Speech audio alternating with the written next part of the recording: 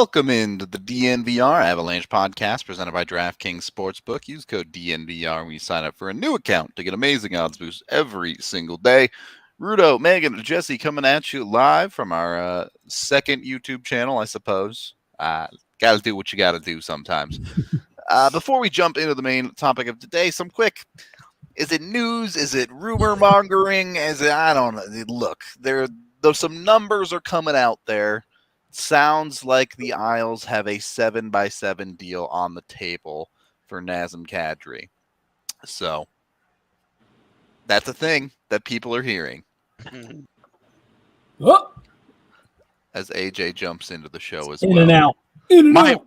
My devices are all on different time zones, so I actually have no idea what time it is anymore. I was gonna say that when we were like, AJ was just sitting there talking. I was like, I was for real gonna go, does he know what time it is? Because there's a legitimate chance he doesn't. Nope. Did not know.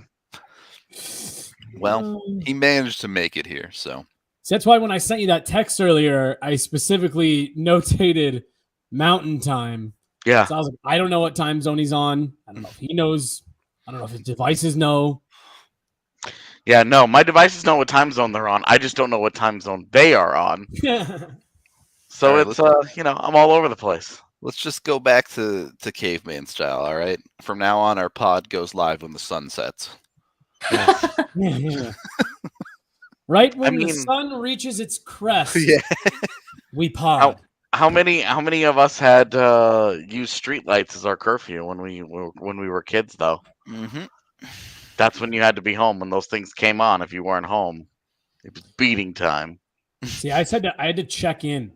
My mom, I was the youngest, so my mom was always just like, "Yeah, it must let be me know nice. You're not dead." And did you guys have cell phones?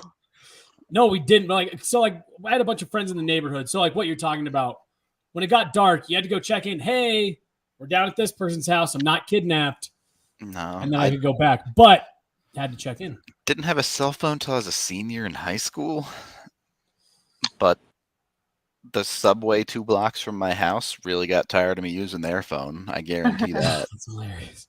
I think I was a sophomore in high school when I got mine, but it was not like something that I used. Yeah, it's just so funny to think about now that I got a cell phone. I was like, what do I do with it? It wasn't even something that I thought about until I started dating Sarah. My first cell phone, I was in 7th grade, but it was a cast off of my dad's old work phone. It was a Quest Mobile, and it had 60 minutes of talk and 10 text messages. It was purely, it was a single line, green screen. And it was, to keep parents updated. That was it. I used to lose my pager at the arcade because we played Dance Dance Revolution a lot. And so my pager would fall out of my pocket. My beeper would fall out of my pocket playing Dance Dance Revolution. That's officially my favorite thing AJ's ever said to me. Pagers are brutal. Nokia 3310s are bad enough, but pagers way worse. Yeah, those Nokias, those are straight bricks, man. I saw there's some YouTube channel out there that dropped one off of a dam, and it was fine. Yeah, it's ridiculous. You see, they I don't know if they ever actually released them, but they were supposedly redoing them. Yeah, I saw some news about that. Yeah, and their whole thing was we're gonna give it some minor upgrades, but we are keeping this thing the way that everyone remembers it. I think they added a color screen. That's it. Which I'm about. Old electronics were funny that way, man. Yeah. Because now when you drop your shit, unless there's a protective case on it, you're like, that broke. But back in the day, I remember a buddy of mine punched his Xbox when he was playing Halo out of anger, and it just broke, right? Shut down, stopped working completely. Was out of commission, and he was so angry about it because he had just watched a YouTube video the day before of a dude shooting his Xbox, and it fired up and worked. Yeah, the guy shot his Xbox, shot it, and it just fired up no problem and worked. And he had punched his, and we spent the entire next day, like 11 hours, driving around Houston trying to get one. Trying to, just trying to get one. Yeah, just trying to find a replacement for him because they were Now, in high demand back in that time. I'm sorry, you may have denoted this. Was this an original Xbox or like the 360? Yeah, the original. Dude, I actually just gave an original Xbox to my buddy.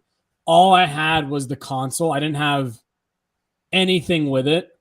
And he's super into like old gaming systems and finding pieces and putting them back together and stuff. So like 2 days ago, I actually just gave away an original Xbox. Just sat in. I've moved it like 3 times with no cords, and I was like, I'm done. That was my thing, man. Is that I'd been moving them around, all these old Yeah. consoles and all these games. And I finally just got rid of them. Yeah, have to. I literally gave them to my movers when I moved in January. They were like, "Do you want this?" And I was like, "No." They were like, "Can we just Really have it?" And I was like, "Well, yeah, all you, man." The only thing that sucked, I still have my PlayStation controller sitting in my office, and I'm like, I don't need this thing. Original PlayStation? No, PlayStation 4. Sick. Okay. I would say because the Simpsons Hit and Run, I had it on PS2. That game was sick. Yeah, I had it on PS2 as well. Anyway. Yeah, sorry. in any case, the supposed Isles Kadri contract, 7x7, it sure seems like the 7 on the years side of that one is the deterrent for most teams, I imagine. That would take Kadri well into his late 30s at that point. So yep, you're pushing 40 at that point. So, right. So I mean, look, like I went on CBS 4 All Access with our great friend Romy Bean a few weeks ago, several weeks ago, and somehow we're still talking about the same thing I talked about when I was chatting with Romy. But that was exactly it. And that was one of the things I told her. I said, I think one of the reasons why, A, the Avs haven't jumped all over to the fact that Kadri's still out there, and B, I think the reason that Kadri's still out there is because I don't think people want to go there with term, not to take away from anything that Kadri just did, the season he had, the playoffs he had, the goals he scored. They were all great. But the dude's 32. He's 32 and he just had his best season ever. Are you really going to pay the highest premium of basically walking this guy to when he's 40 years old, just about? Good for Kadri. Good for him that it sounds like he's maybe getting what he set out to get, but boy, oh boy, I wouldn't have done that if I was a GM. Or I wouldn't do that. I guess it hasn't been done yet. Okay. Bueller. No, I mean I'm with you, man. I'll love to Naz, but there's a reason that we talked about him leaving as a foregone conclusion. Yep. Because the Avs just couldn't play in those waters. You know, the fact that I think that they were trying to get into the $5-6 million range with him and saying, hey, like maybe, right? Like maybe. Just I just think everything came together this last year where we saw the Nazem Kadri that everybody envisioned him being when he was drafted. All the pieces of his game came together at the highest level and for an entire season. And he put together multiple iconic moments in the postseason. Yeah. He stayed because everybody was like, wonder how good that guy will ever be if he could just stay healthy or he could stay unsuspended in the playoffs. Let's see. And pretty good year, pretty good showing from him. So I think from an Isles perspective, why? But from the human perspective, good for him. I hope this ends up being true. And we'll see what they do. Josh Bailey, Anthony Beauvillier, what they try and do to get under the cap because they still have contracts for Dobson and Romanov that they have to figure out. By the way, if the Isles want to move Beauvillier, how much does he help? Genuinely, like good player, But where do you put him? Because the one spot in your top 6 that's open, he doesn't fill. Yeah, but you can put Miko at 2C. It's fine. Yeah, I and just resigned that's that your chance. Miko's starting the season at 2C. Yeah, Like that's you're taking one of the best right wingers and just hoping that he becomes a passable center. How much better are you in that case? This is less about it being good for the Avs. I just really like Anthony Pavillier. I do too. I just don't think he helps the Avs very much. We talked about it yesterday. The difference a year or two can make, especially at this age in a player's career, because I look at how we reacted to Nichushkin's contract and how this isn't so far off from what Nichushkin is going to do in Colorado, but the difference a couple years make, I think, is why the Avs are willing to take that risk. And I just wonder at the beginning of free agency if the numbers that Kadri was looking at were far above this, and the Avs moved on from that number pretty quickly in favor of someone like Nichushkin because of the difference a couple years make. Well, I think I think you're right. I think they just kind of stepped back, and Chris McFarland kind of alluded to this on the day of free agency, where he said, "Look, we're in touch. We are in touch with Kadri's camp. We've asked them to please keep us in the loop." I think you're 100% right, Megan, that they kind of saw the number or the term or whatever, and to the points that you and AJ have been kind of making here, looked at it and were like, we're not really going to get into those waters, but if nothing materializes for you out there, go ahead and circle on back. I just wanted to touch real quick on something that, AJ, you were mentioning about this being the Kadri that everyone thought we could maybe see, hoped that you would maybe see after he got drafted, if he could stay healthy, if he could keep his head on straight. This year was really interesting. I've told the story a bunch of times about watching Kadri's shift leading up to the Justin Falk hit in the Blue Series now 2 years ago, and how you could feel that one coming. And this year, it really did feel like he talked very openly about he plays with the edge. He walks the game all the way up to the line. This year, it felt like this was, and obviously I wasn't super dialed in on Nazem Kadri in his early years in Toronto, but this year felt like the first year where he channeled that energy in the right way, and didn't get sucked into a lot of the stuff that normally his emotions and him liking to play that game so close to the edge pushes him over. He seemed like he found a good way to, like I said, channel that energy in a good direction. What I would worry about if I'm a team looking to acquire him, so the Islanders here, is how much of that was a woohoo as I knock my microphone over here with my hand. How much of that was a great moment for the audio only people. My microphone almost fell into my lap. How much of that was a product of this of the locker room, really solidified leadership, a team, a championship caliber team that was on the cusp, that had a very clear goal in mind. And then you have Nazem Kadri going to a team that went to the Eastern Conference Finals 2 years in a row, missed the playoffs last year on a really kind of disastrous season where everything went wrong. What is that locker room like? What role are they asking him to come in and fill? Did he thrive in Colorado because he didn't have to be one of the leading voices and one of the people that everyone's looking at to kind of go fix everything? It's going to be really interesting to watch. And to your point, AJ, the person, good for him. Happy for him. Good to see him get that money. He said it at the All-Star game when I asked him about, free agency. And he said, look, I love it in Colorado. I'd love to stay, but I've worked for this opportunity my whole career to get to this point where I get to go onto the open market and get paid what I think I'm worth. So good for him for doing that. If we are to believe what's kind of being put out there, though, we talked a lot yesterday about big gambles, right, on contracts. If it's a 7x7, holy smokes. That's some Atlantic City gambling that Lou Lamoriello is doing there. It's another case of a GM paying for a player at the end of the contract that he won't be around to worry about. You're really looking at that contract and going, give me 3 good years, Kadri.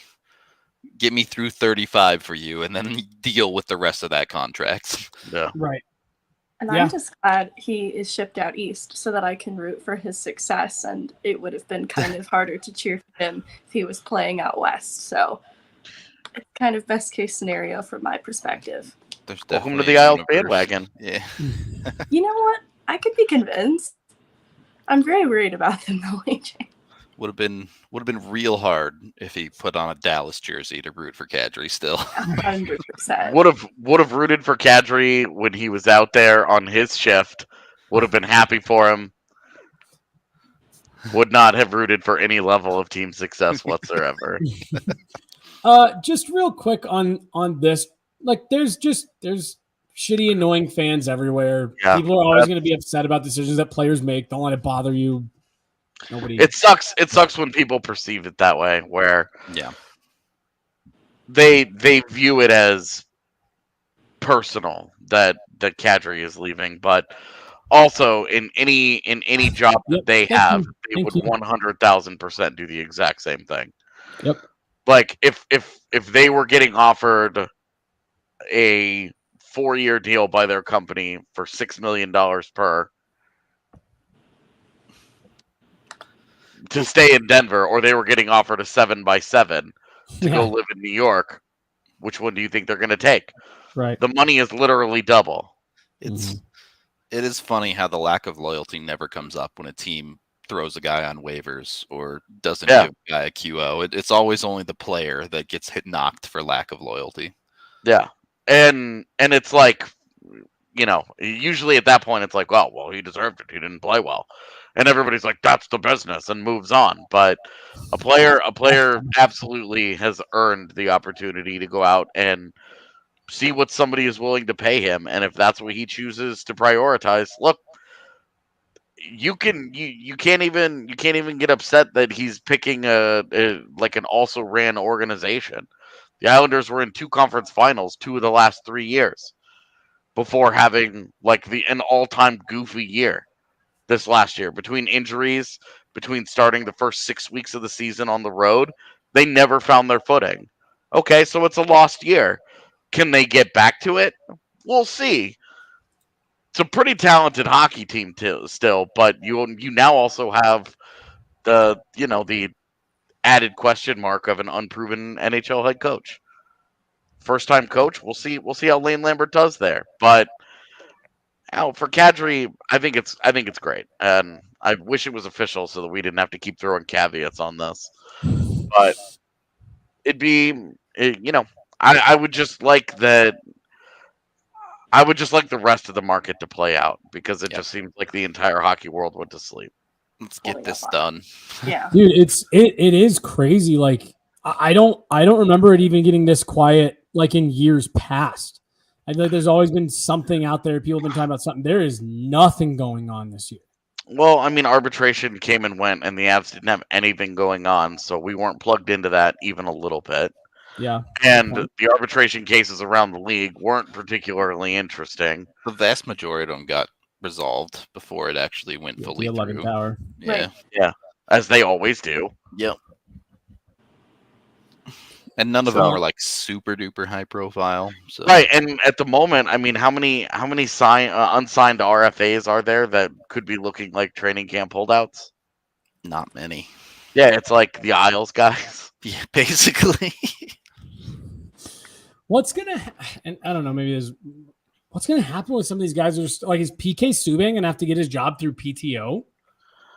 I mean, either a PTO or 2 weeks from now, when teams start getting together to skate. Well, this actually ties into our topic of the day, because we saw last year a couple teams wait to sign guys because of cap restrictions. Ooh, Martin Netchus. He's still out there, yeah. Yeah, that's a big unsigned one. Dobson, Jake Ottinger, Kirby Doc. Ottinger isn't done. What yet, position does Netchus play? Center. I'll say, can you get him in here in any way to Jason help Robertson. out Martin Count? Of course, I forgot all about Jason Robertson. All right. Well, we are brought to you all by Sexy Pizza. You can go get yourself some delicious pizza while watching the NHL world do nothing at sexy.pizza. Go over there, get whatever type of pizza you want. Of course, they have your standard pepperoni, sausage, cheese, whatever you're liking. But they also have their philanthropies, which have various different flavors ranging all over the place, whether it's pesto pizza, they have a white pizza. They have the ever popular jalapeno cream cheese, which is my wife's favorite. But whatever you do, you can get them from Sexy Pizza. They're delicious. The philanthropies, also a portion of the proceeds, go to projects around Colorado to help people out. So be sure to check all that out. Again, sexy.pizza to order today. And we're also brought to you by DraftKings Sportsbook, the #1 rated sportsbook app out there. So you can get on over there, use the DNVR code. I'm actually not sure. Let's see what the promotion is. They've been changing it up a lot on me lately. So let's figure it out. Go look right now. While you're waiting, you can go sign up. Yeah. Yeah, that's I'll say, because every time I do the read, I've always got to check because they're always running new specials. All right, here we go. So just another reason to do it. Right now, if you're a new customer with the DNVR code, you get the risk-free bet up to $1,000. So you can make your first bet, no matter the price, as long as it's less than $1,000. You get your money back if it doesn't hit. So easy life right there with DraftKings. Jump on it right now today. When you sign up, you can go bet on all sorts of nonsensical stuff or, reasonable stuff, whether you want to bet on football or disc golf. Either way, they've got you covered. Must be 21 or older, Colorado only new customers. Must be, I already said that. Minimum $5 deposit, risk-free bet paid out in the form of non-withdrawable free bet token to DraftKings.com/sportsbook. Details, of course, if you have a gambling problem, call 1-800-522-4700. All right, so getting into the actual topic of today. We spent a lot of last year talking about how poorly either the NHL reffing or the NHL rulebook was constructed. And I do want to get into that, but I want to start with the other topic that, look, I'm prefacing this with, I know the owners have no interest in changing this and it's going to continue as is, but it came up so often, especially surrounding Vegas, being able to use LTIR to just abuse the salary cap. Would y'all want to see that change, or are you okay with it? I'd get rid of LTIR entirely. I think it was a good idea that had good intentions, and the way that it gets abused for players who suffer injuries now sucks. Like, let those guys retire and go off into the rest of their careers or whatever. Like, it was a joke when Chris Pronger was hired by the NHL while he still had an active contract getting traded around. Like, come on, just let the guy retire. Just let him be done with it. Like, insurance is paying out that contract anyway. Yeah, like you said, I think it had good intentions. But to me, I mean, like there's a couple relatively simple solutions that I think could kind of replace it that wouldn't change things a dramatic amount, and you'd close a bunch of these loopholes. And I don't know, like for me, if you really are gonna just do a luxury tax at that point. If you're gonna make the cap so easy to maneuver around, just do it as a luxury tax the way the NBA does and be done with it. The point of having a salary cap, I don't remember who it was that was going on this rant last week or 2 weeks ago. The point of having a salary cap is to have a cap. Like, cap it. If you have the salary cap, make it apply in all instances. They remove it for the playoffs so that you can call players up and down. I thought they proved out something with the taxi squad a couple of years ago during the COVID shortened season. I don't know why you can't have 8 or 9 players within your AHL system that are tagged as part of the taxi squad, and they have special salary privileges depending on if guys are hurt, whatever. I just, if you're going to have a salary cap, have a salary cap. Okay. I mean, you kind of just made 2 competing arguments. You just said that if you're going to have a cap, but also implement a soft cap. Well, no, but it's what they did 2 years ago. It has nothing to do with soft cap, because the LTIR thing is put in place to help teams if you have long-term injuries, but you're up against the cap, you can get some relief. So my point is, you have a handful of players that are within your organization that if you have a long-term injury, you can call them up and they don't hit your cap the same way because they're already in your organization. But you can't have someone injured, then go trade for 3 guys and then just wait till the playoffs. Yeah, it's really, really messy, right? Like, they'd have to do something with its current setup where, like, all right, if a guy is on LTIR and you've replaced him, then he can't come back for the playoffs or something. It'd just be really, really hard to do. Yeah. The way I see it most abused is the room in the playoffs to skirt around it. And I wonder if that needs to be something that is resolved. Guys either need to come off LTIR or are not eligible for playoffs by regular season's end. And it's not like this is something new either. Like, obviously Vegas took it to the extreme, but we saw Tampa do it in one of their cup runs. We saw a decade ago Chicago do it with Patrick Kane. Or how about this? Just extend the salary cap into the playoffs, into the postseason.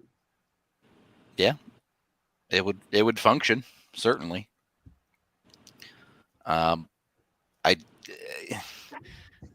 As far as we've heard, all of the owners are more or less fine with allowing teams to abuse it. The players are fine with it too. Sure. They have no motivation. They're still getting paid. They have no motivation to change any of this. So it doesn't sound like there's any imminent changes coming there, which is unfortunate. But it's something that fans hate, and the league buries its head on and says, that's not a problem. Yep. Tough spot, to say the least. Yeah, I mean, I think it's, from our perspective, it's almost entirely agreed upon that it sucks. Like, LTIR sucks, and the way that it regularly gets abused, I mean, you look at Vegas again right now. They traded for Shea Weber's contract entirely so that they could go over the salary cap. Literally actively looking for LTIR to make their cap work. Yeah, I mean, Tampa Bay has Brent Seabrook sitting around on their books. I don't know if that thing expired or not, but they did. Yeah. Had Brent Seabrook sitting around on their books so that they could have this flexibility here. And you're like, oh, you remember the year that the Maple Leafs traded for more and more and more of it over the summer, so that they could just pile up like $12 million in LTIR. So that they could then go out and be like, okay, cool. Now we've got this space. Yeah, I don't know how to fix the problem when the league doesn't want to fix the problem, so I don't expect it to get fixed. I'll put it that way. But I mean, if you're wanting things to stay as they are, then the simplest solution is you just extend the salary cap into the postseason. You have to be cap compliant from day one through the last day of the postseason. That's like the easiest blanket solution, right? Because that's what Tampa did a couple seasons ago. Was they literally? I mean, it was very open. Like, yeah, we're just kicking this can all the way to the playoffs. Nikita Kucherov skated for like 8 weeks, leading up to the postseason. So like that's the easiest way to curb it from people abusing it. Again, like AJ said at the very beginning, what's tough about this is it was put in for like it was well intentioned. Hey, there's injuries. This is a long season. This is a physical sport. There's going to be injuries. You're going to need to bring, you're going to need some flexibility. If you're a cap team and you get an injury, we need to give these teams a way to fill out a roster, for a game, for a game. But that's not really what people are using it for. My favorite part about what Vegas did was how all their fans went out of their way to justify why it was totally legit. And so did they. And then it ended up just biting them in the ass so hard, and the injuries were way worse than what they had thought, and tried to force guys back. And it's like, oh, guess you were right. They were pretty bad. I think part of the problem for me is how badly it's been executed. because I understand some flexibility, but even with the flexibility, we've seen Vegas play games with 16 guys. Yeah. It's like, if you can't ice a full NHL roster, you should just forfeit the game. Like, you messed up too bad. I was gonna say what was so hard to feel bad about that one was it was 100% their own doing. Right. Like 16 they actively stepped into that problem. Right. Like when the Avs had to play with whatever it was, 15 and a half or whatever that night. It's like came right before. There's nothing they could do. It's different situation. Four guys get ruled out of the game in the hour leading up to it, including the goaltender that it was slated to start all day long. That was a good time. That's different. Vegas they were impossible to feel bad for at any point last season because of how hard they tried to abuse all of this. I'm sure there are examples that I can't think of where these weird rules like have kind of screwed over a team, but I don't know. I don't know the perfect solution. I know there is a better way of doing it. But yeah, there's no desire from the league to do it on any of the fronts. So what are you going to do? A follow-up. Is there any desire for the league to change any other rules? We've talked quite a bit about things like offside, which they have changed a little bit over the last year. They did add the plane of a blue line, not the you have to have your foot on the ice type thing. Yep, I like that one. I think a lot of people think there could be significantly larger changes there. The wild inconsistency of penalties gets talked about all the time. I mean, I'll open the floor. Whoever, Megan, if you want to start. Is there any particular rule that just gets in your craw a little bit? I don't know if it's a rule or so much a lack of a rule. And I'm not sure I fleshed out a great solution, and people who probably play the game could better speak to what this is. But I look at it like the Kyler Yamamoto and the Landeskog hit, and even like the Girard, I forget who it was it Barbashev? Who injured Girard, and the size difference that happens between these players, and if there's room for a rule or just a different way to evaluate clean hits, because I don't think anyone's intentions, even Landeskog, who we know is not that type of player, the intention is to injure anybody, but if there's something to be said for personal accountability, when there is a clear height difference and executing checks safely.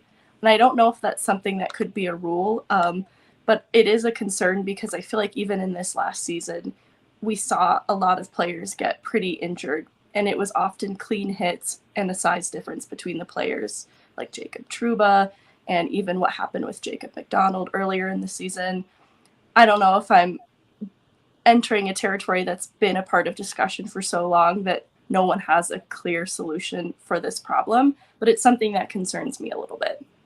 So when talking about the Trouba and the McDonald hits, I think I would struggle to find a solution a little bit more. But when you're talking about these other hits, particularly ones along the boards, I would call it a push, but there's been this concept of an idea of when a player is in a dangerous position, just allow the defenseman to bear hug him instead of ramming him into the boards as a different way, because it accomplishes the same thing, right? It takes a player entirely out of the play, and you've defended him effectively. The Girard one, AJ and I texted about this the night after it happened. I wrote about it a little bit. What was that, game 3? Yeah. The St. Louis series. A lot of those hits that you just listed there, they're the toughest ones to grade or judge or whatever. And the Barbashev one of the things that AJ and I agreed on straight out, it's a legal hit by your textbook, way the rule is written. It's a legal hit. But to your point, Megan, when you go back and rewatch that play and rewatch that hit and watch the angle that Barbashev takes and the speed he comes in with, it's so obvious, again, clean hit, that he was going in to lay a huge hit and try to crush an opponent that he knew he had the size advantage on. Home crowd early in a game, trying to get people engaged. Like, it was an unnecessarily violent hit. It's predatory. Great word for it. At what point does it become targeting, right? Right. Yeah. And so there's two things there. One, it's funny when you remember that, like, the NHL has a penalty called roughing, right? But, like, to me, that's where a penalty like that should have been assessed. When Sam Girard went down and was very clearly injured, you have a natural stoppage in the play. I think the refs should have gotten together. Maybe, hey, what did you guys see? It seemed like he came in kind of hard, kind of heavy. Maybe it's a 2-minute roughing. But honestly, Megan, I think the best solution for what you're talking about, because I don't think you're wrong. There are these hits that you say, well, that's not a dirty hit, but yeesh, that's just kind of dangerous.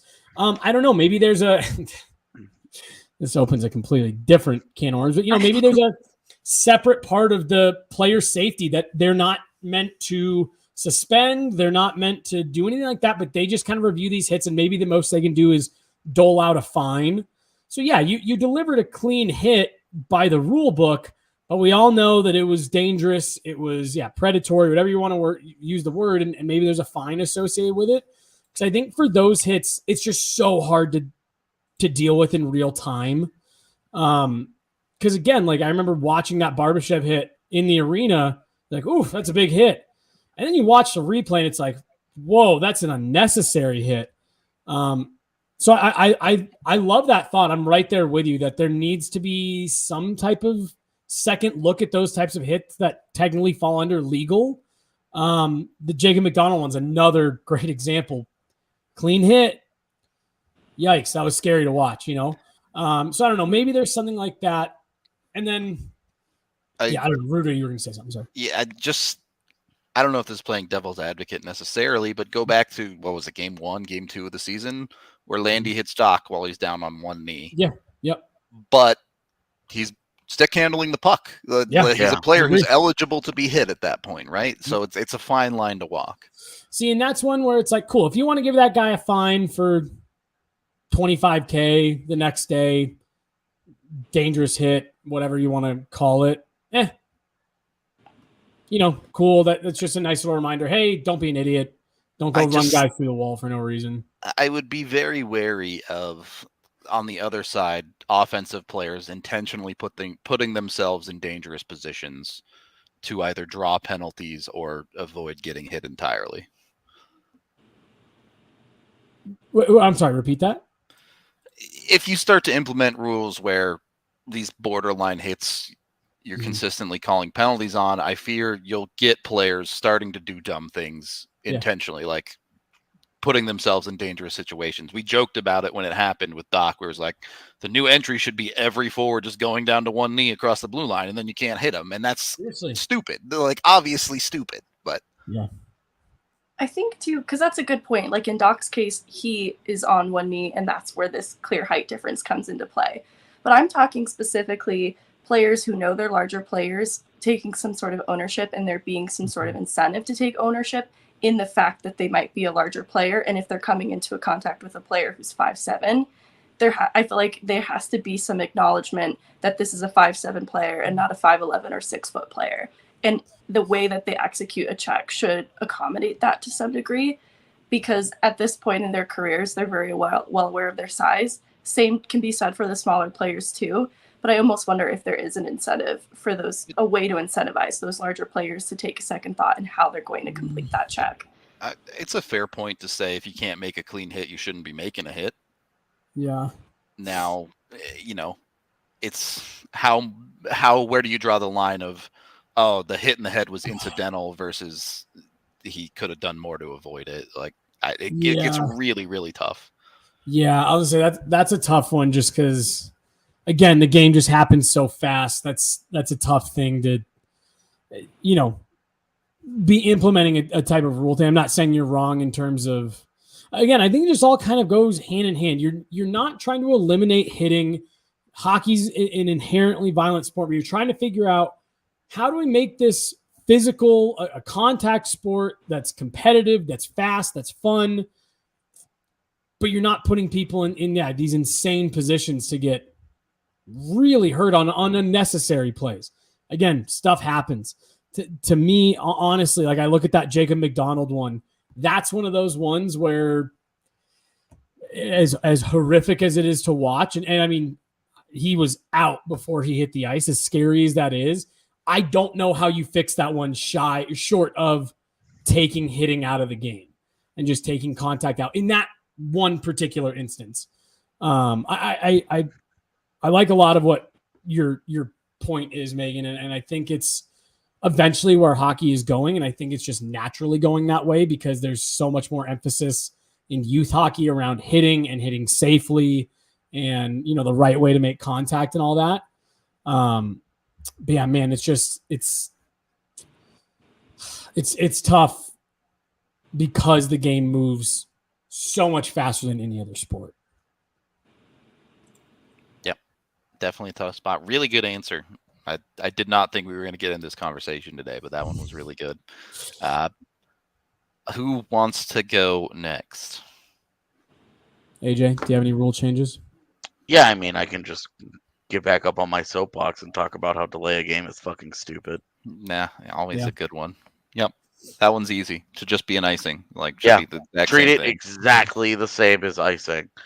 Anybody, the two arguments that you always hear against this are, wow, but hockey in the 90s, don't you remember it?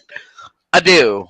And when at the beginning of the pandemic, when we were streaming on Twitch, We full watched replay, the full happened, like, replays twice of in an games. entire game. Yeah. Yeah, we watched the entire conference finals and Stanley Cup finals from '96, and I counted 7 instances in 2 playoff rounds. I counted 7 instances of guys throwing the puck out of the play for funsies. Meanwhile, So we watched anytime the that ads. somebody asks me, "Oh, do you remember the '90s?" my question is, "Fucking do you?" Because it just didn't happen that often. The flip side is we watched the Avs-Oilers series where a team would ice it 4 face-offs in a row.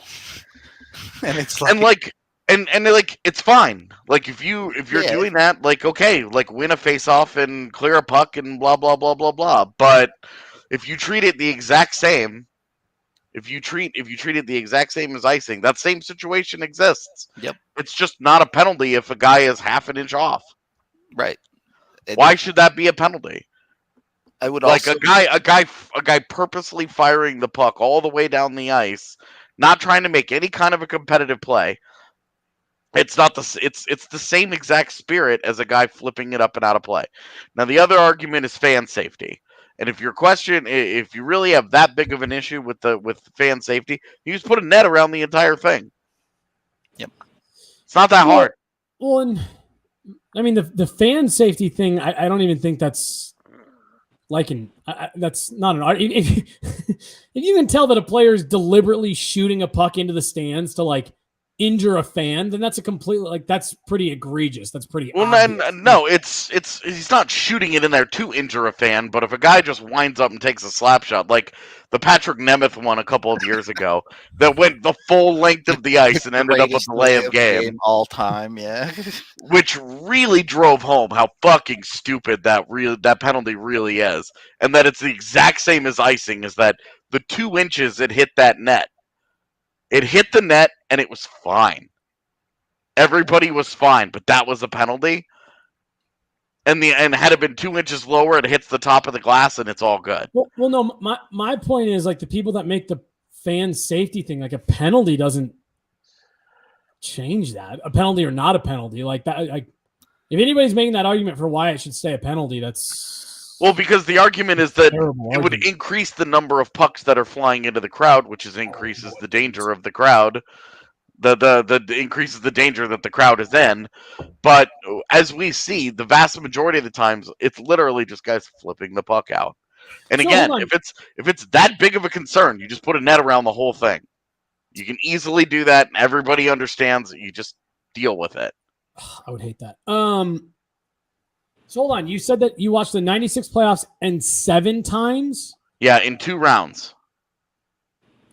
I won't lie to you, man. That's more than I thought you were going to say. I thought you were going to 7 times in 10 Less games. than once a game, yeah. Yeah, that someone's shooting the puck out just for intentionally for a stoppage. I don't know. That's so Seven times in 10 games. And I Yeah. would I even agree. follow up that argument with the fact that today's NHL, defensemen have never had more puck skill than they do now. It was More pucks, what? puck skill. Like back then, you had some just these are big, large humans who run into people as defensemen and can't really handle a puck. So just tell them to flip it out. These days, every modern defenseman is trying to move the puck actively up the ice for you. Yeah. Oh, for sure. Again, I think if your argument is defensemen are more skilled than ever, then the counter argument would be that it's easier for them to flip it up and out over the glass then, because they handle pucks better. So it should stay a penalty. Why would they flip it up when they can maintain possession of the puck? Because that's just not always the world that we live in. Okay. Yeah, no. Anyway, my point is you treat it exactly like icing. Stop treating it as a game-changing penalty. Like when it was happening in the only real upside of it remaining a penalty is that when you get into the postseason, it's the only thing that you can rely on getting called. Yeah. And that's actually it's almost part of the problem. It's a big part of the problem. That is a legitimate problem. You go these entire games, and again, I know people got mad at the end of the Cup final.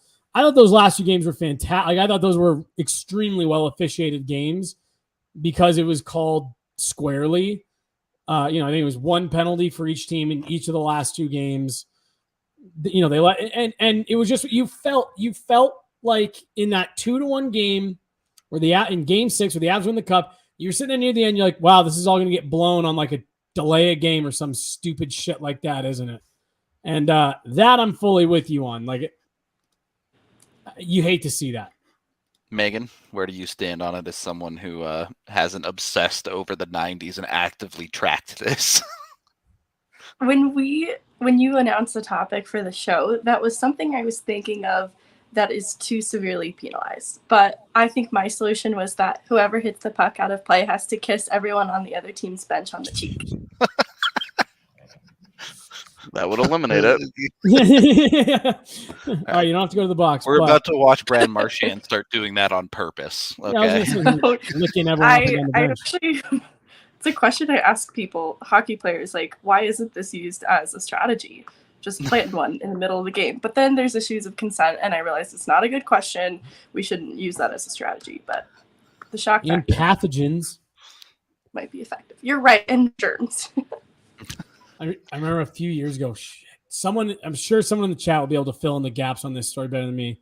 There was this weird fungal disease that was going around. It was making the news a little bit, and they were saying that it was being passed in sports, but primarily they'd trace it back to hockey rinks because after every beer league game, you go through and do a handshake line. And they were like, yeah, all these, everyone's hands are in their gloves and sweaty and water bottles and all that stuff. And my mom was all freaked out. Oh, my God. Do you shake everybody's hand? Do you leave your glove on? I was like, Mom, it's fine. Well, I'm sure it's fine. It was 7-8 years ago now that the mumps made its way around the NHL. Yeah. Just remember that picture of Crosby. Yep. It looked bad. Thank you, Evan. Trying to tell people it's not the mumps with a giant lump on the side of his face. I don't have the mumps as his neck is giving birth to a separate creature. Yeah. Great rule change put in by Evan in the chat here. If the puck goes into the net, no matter what it's off, let it count. I can understand why they don't want players kicking. You've got blades on your feet. Try and keep them on the ice, please. But otherwise, I'm totally with you. The idea that a puck goes in off your elbow and it's all good. But if it goes in off your glove, it doesn't count. What? Yeah. Especially because for any of that stuff to even be relevant, the hand, the foot, you have to be in tight to the net. It's got to be a mad scramble anyways where you can't get a stick on it.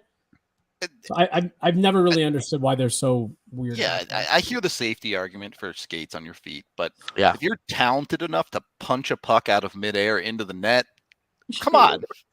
Well, but my thing, even with the kicking, I get that in principle, but my point is nobody's trying to drop kick drop kick boot one from the red line. You know what I mean? You're in tight, your feet are going to be on the ice anyways. Yeah. Andrew Shaw. Yeah, the headbutt should have counted just because it was the coolest shit the NHL had seen in forever. was so dope. Yeah, that goes back to what we were talking about with the Cale Makar one the other night or on like last week's show. I was like, there's been enough super dope calls called back in the NHL. We needed that one that was so borderline offside, but so sick. We needed that for goals everywhere. Love it. That should absolutely count as a goal. The header, if you have the presence of mind to try and head a puck in, dude, yes. All right. I know you're gonna do reads, but I have my rule change after when you're done. Good. Well, see, my read is actually kind of a rule. My rule is every ref should have to drink 5 Breck brews before they ref an NHL game. It might improve. I just want to see what happens when you get the refs hammered and how it goes down. We are brought to you by Breck Brew, the official beer of DNVR. You can get them at your local liquor store anywhere in the United States. Check out breckbrew.com for all of their dozens of flavors and a bunch of merch. We're also brought to you by FOCO. You can go to FOCO.com, FOCO.com, to get a bunch of sports memorabilia for all of the major Colorado sports teams. It even includes like CU and the Rapids and all of that. So if you like sports here in Colorado, there's a good chance FOCO has you covered. If you're a bobblehead fan, they got those. I see Jesse has, what are those things called? The like pops? Oh, yeah. Funko Pops. Yeah, that's the one. Stuff like that. Of course, they have jerseys, shirts, all of that type of stuff as well. So go check out FOCO today. All right, Jesse. Get rid of offsides. Just entirely? Get rid of it. Speed the game way up. Go signed. All right. How about blue lines? Instead of getting rid of offsides, what if they made the blue line like 3 feet wider? Nope. What would that do?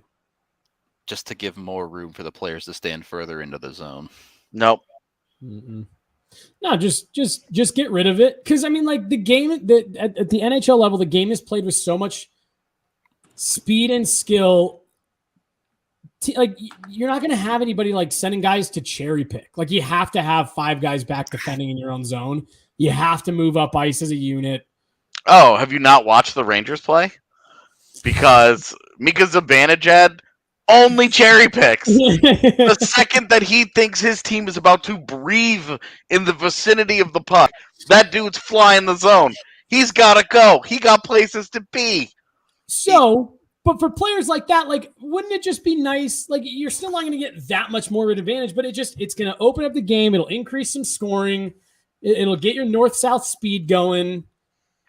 I hear what you're saying. Do it. And I'd be willing to try it, but I'm also worried like a strategy would emerge where players the game becomes 100% just dumping the puck down the ice to the one player all the way down behind the other team's net. Like if that's your strategy, you're going to give up a lot of goals because you're just going to play shorthanded in your own zone the whole time. I would say a concern that I would have would be the old guy jumping onto the bench at one end and popping out the other side. Yeah. And okay, now there's a 10-foot advantage that they've gained for nothing, and the blue line stops that because of where those benches are located. And I think that would be a big concern that I would have, is that would become a very prevalent strategy where, they get you get like a 2-on-2 at center ice, right? And the guy just, I'm going to go to the bench, and then whoop. Yeah. Guy pops out, and all of a sudden, that guy's 10 feet behind your guy. You went from a 2-on-2, and now that guy has got a 10-foot advantage, and you're like, what the fuck, man? They didn't earn this. Breakaways and goals are sick. So make the rubber band change illegal. Great. Or I mean, we're solving problems, baby. I love this. They should honestly do what lacrosse. If you've ever been to a Mammoth game or any indoor lacrosse game, they have an actual change box on the field that if you're within this box, it's basically an extension of the bench because they use the same benches that the Avs do. It's an extension of the bench. You're just waiting to get over. You're waiting for a door to clear. Put that in the NHL. If you don't have 1 foot on the line for the change, then that player, if he's outside of that box, it's an illegal change. I think I've always thought getting rid of the blue lines would just It would just open it up so much more. It would be a great do like you did with 3v3 and test that shit in the AHL for a year. Yeah. And see how it goes and see what strategies emerge, see what the unintended consequences are, see if it accomplishes the goals that you're trying to accomplish like 3v3 did. Yeah. I'm about that idea. I think I honestly feel like that's potentially a road that you're heading down anyways. It solves your offside review problem, adds more goals to the game, and it speeds it up. It puts more skill on display. Genuinely, I don't know how else you solve the offside review thing. You get rid of it. Look, this was actually going to be my idea, at least partially. And if you're going to review offsides, you get 3 seconds or 30 seconds, 3 looks at it at full speed. No slow motion, none of that. Are you talking about the refs or? Yeah, the refs. The refs get 3 looks at it, 30 seconds to make a decision. If they can't discern it from that, then the call stands as it was. For the coaches, it's just implement the rule you already have. The rule is they have 30 seconds. Just enforce it. Like, that's it. Dude, my thing, for real, put a clock. Put a square little clock on the bench. From the minute the goal light goes on, you get a 30-second timer. Give them a 10-second buffer even for the video coaches to get the clip loaded. I don't care. But once that clock hits 0, if you haven't made your call to the ref, sorry, drop the puck. And again, also, treat it like touch chess. If you start to to challenge, once you've committed, you can't fucking change your mind like we saw at Tampa Bay, where they were like, "We're challenging that shit," and then they were like, "JK." No, if they start to initiate the challenge process, you started it. Well, no, you can't walk that shit back. The one that really infuriated me was Game 3, Stanley Cup Final in Tampa. Val Nichushkin scores.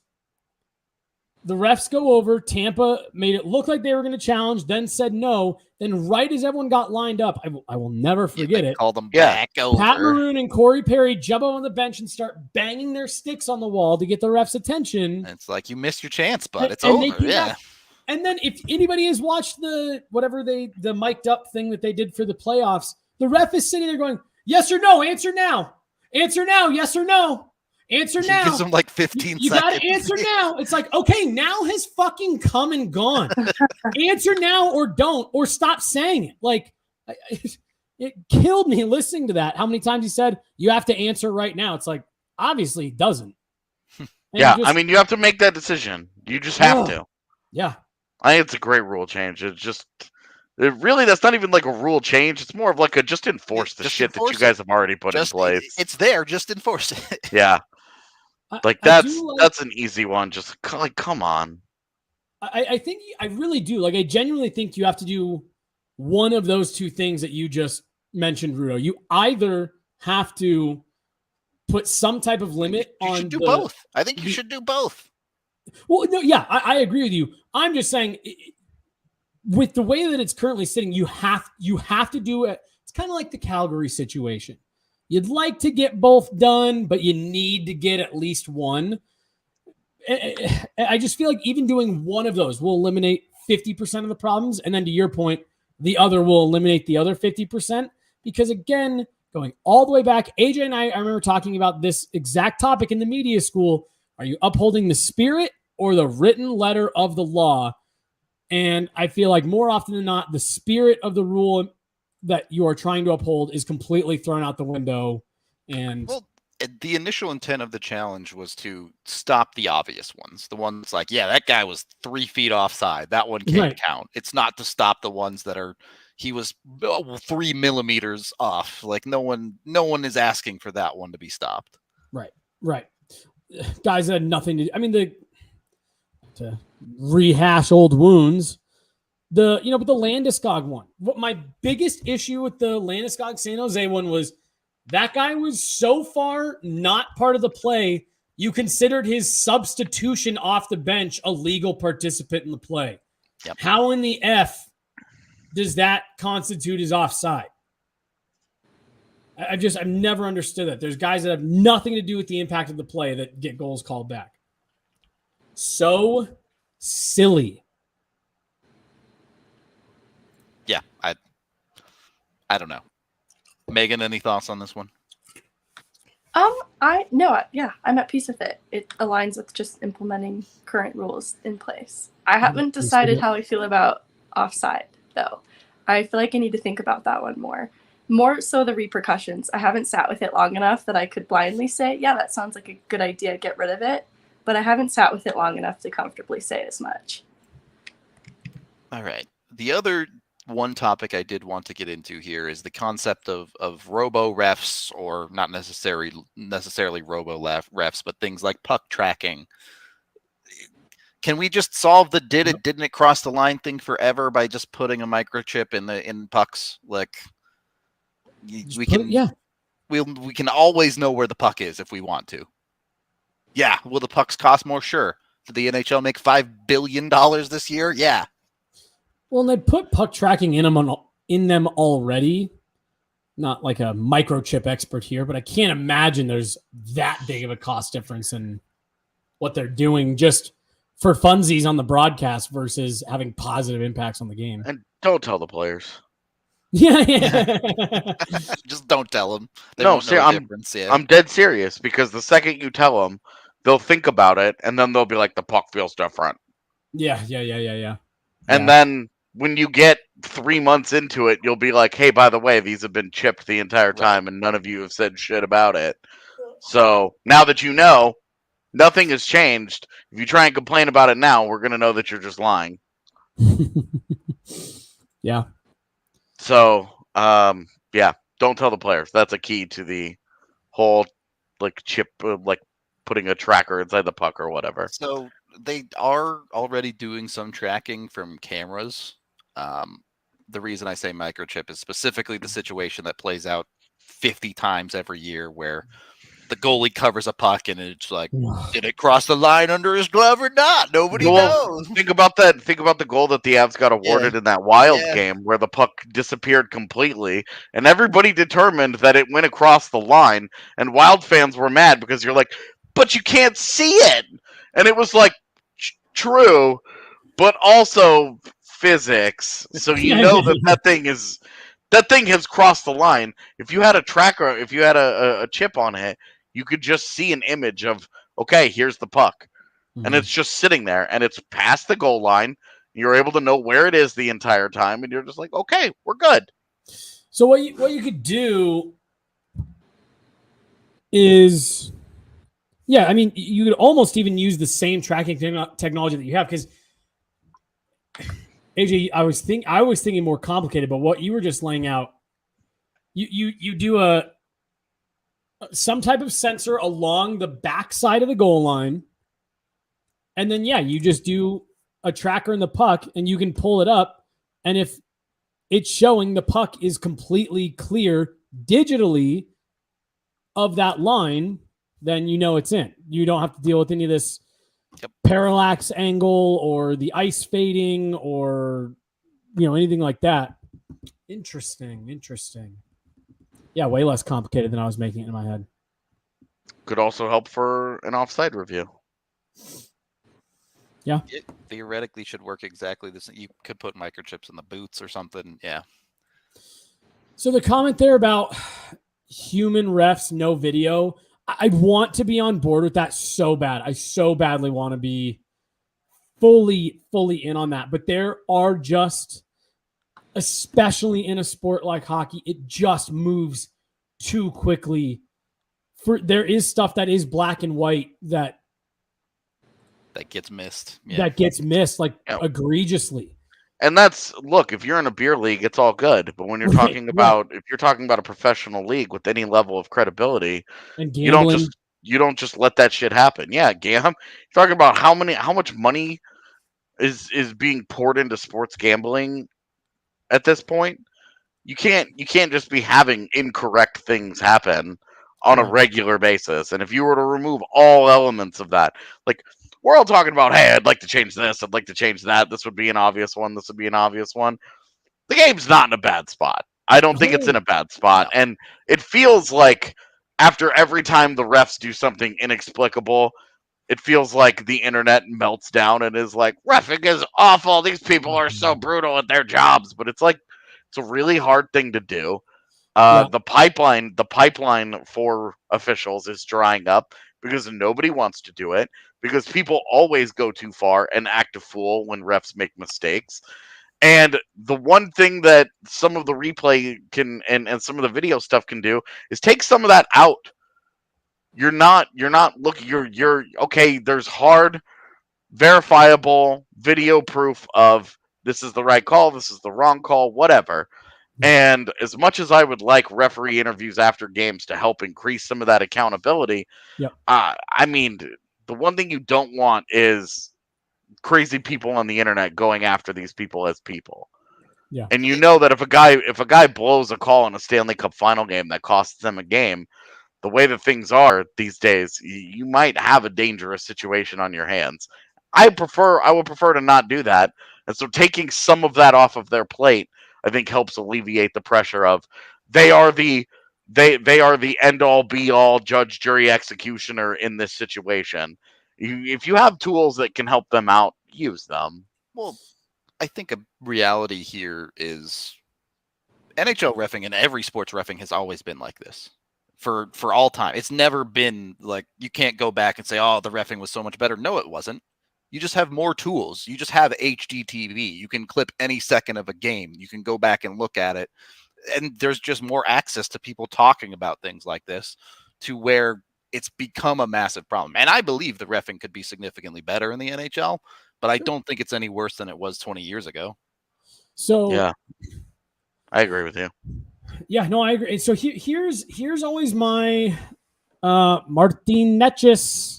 2 years, $3 million a year with the Carolina Hurricanes. So, all right, that guy's off the board now. Over the course of this show, something we said at the beginning aged out. Ada just said it. People shit all over officials in every sport, and I get it. I get why. I understand. It is an extremely difficult job, and again, I'm going to say this like the 5th time on this show. I think it's unique to hockey because it moves so fast. Referees aren't there to enforce the rule book. They're there to manage the game. And yes, a lot of the times that involves calling penalties and things like that. But again, that's why I said earlier, like I thought those last 2 games of the Cup final were maybe like the 2 best games of the playoffs because I thought the refs did a good job managing the game. Everyone's managers at work make mistakes. Everyone who's in charge of them, you make some mistakes and stuff. This is just kind of a different way of reiterating what AJ was just saying.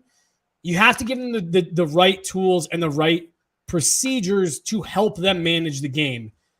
I think one of the things that you should do is you should pull one of the officials off the ice, 2 linesmen, 1 official on the ice, and then put one upstairs who can be watching that from above, isn't down on the ice, hearing all the chatter back and forth, talking to all the guys. Again, we make a lot of jokes about Tim Peel now on this show for obvious reasons, but he that's a great example of someone who got too caught up in managing the game and wanting to leave his impact on the game and talking to the guys. And, that audio clip that got out made it sound like he was like making it up to a buddy. Hey, sorry about that penalty. I got you back. This takes one guy off the ice, puts him upstairs, and could we agree that it's insane that the video review is the refs on the ice looking at a little 7-inch iPad, and that's what they have to like decide it from? Well, it's just weird because I thought the original reason why they did that several years ago was because, well, that way they can get a look, but it's really not up to them. Now there are a lot of those calls. It's like, yeah, it's 100% up to them, and this is a Gen 2 iPad Mini. It's right. Megan, should we allow the refs to interview but give them knives? What's the story here? I don't know if I want to arm the refs, but I do like the idea of some, not even every single game, but maybe throughout the year, some accountability with media availability through refs. And yes, the media availability. Oh my God. Is that what we were saying? No, I'm outwardly agreeing with that because Oh, okay. I also a lot think of problems. my biggest beef is with the Department of Players Safety upholding some semblance of consistency. Like in-game game management things, there's definitely some things that could happen that This is a good harm point. player safety. But what player safety evaluates after that is where a lot of real change could actually happen. And I think that's what harms the players in the game the most. Yeah, That's a great point. I don't even know where to start with player safety. I don't have a solution. It's the total mess right now. You can get away with, I mean, technically, you can get away with it's a hard job. That's why it can be inconsistent thing with on ice officials, because you have the argument of the game moves fast, we miss things. Right. The wild inconsistency of Department of Player Safety, which to Megan's point earlier, is meant to be you have every angle available to you, have all the time you could possibly want to review it, look at it again in full speed, in slow-mo, talk to the refs on this. And the fact that it is still as inconsistent, forget even what they actually hand out. If they handed out the same, like, kind of, bullshit rulings, but consistently, I think people would be fine with it. It's just so all over the place. And I can't find one good reason for why a department that is meant to operate the way that one is would ever be that inconsistent. It's wild. Yep. Don't really have anything else to add there. Be better, NHL player safety. All right. Jesse, do you want to tell the Tim Peel story, or are you saving that for like Friday or something? Yeah, I'll hang on to that one for now. All right. You might get that one at the end of the week, fam. But we're going to wrap this one up. We appreciate all of y'all hanging out with us on the second channel here. We'll be on this channel probably for the rest of the week, unless YouTube wants to get their shit together. But other than that, we appreciate all y'all hanging out with us, and we will talk to you tomorrow.